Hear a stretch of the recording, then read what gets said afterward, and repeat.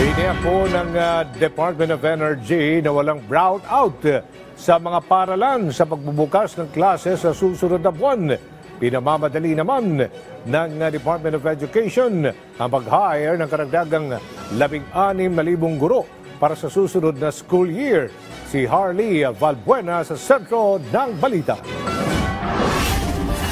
Walang inaasahang brownout sa pagbubukas ng school year 2025-2026 sa June 16. Ayon sa Department of Energy, ang zero brownout na nakamit noong midterm elections ay magagawa rin sa araw ng pagbubukas ng klase. Nakikita kasi ng DOE na stable ang supply ng kuryente sa Hunyo sa panahong mababa na ang demand dahil tapos na ang panahon ng tag-init.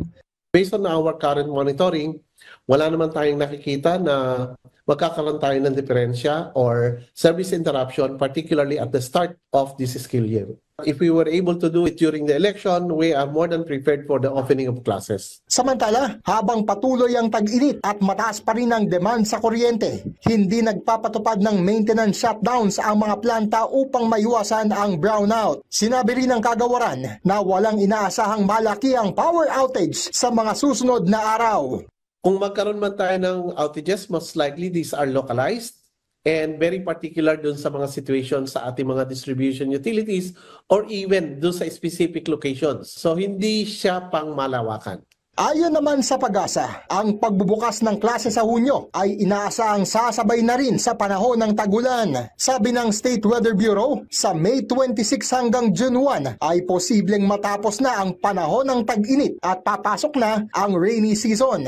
Ipinamamadali naman ng Department of Education ang pag-hire ng karagdagang 16,000 guro bilang paghahanda na rin sa bagong school year. Ito ay matapos aprubahan ng Department of Budget and Management ang karagdagang 16,000 teaching positions. Alinsunod na rin sa direktiba ni Pangulong Ferdinand R. Marcos Jr. na paganin ang gawain ng mga guro. Iniutos na ni DepEd Secretary Sonny Angara sa Schools Division Offices na kaagad simulan ang publication, hiring at appointment process sa mga bagong guro. Ito ay upang mapunan din ang pangangailangan sa mga gurong may specialization sa kindergarten, elementarya at subject-specific areas sa junior at senior high school. Harley Valbuena para sa Pambansang TV sa Bagong Pilipinas.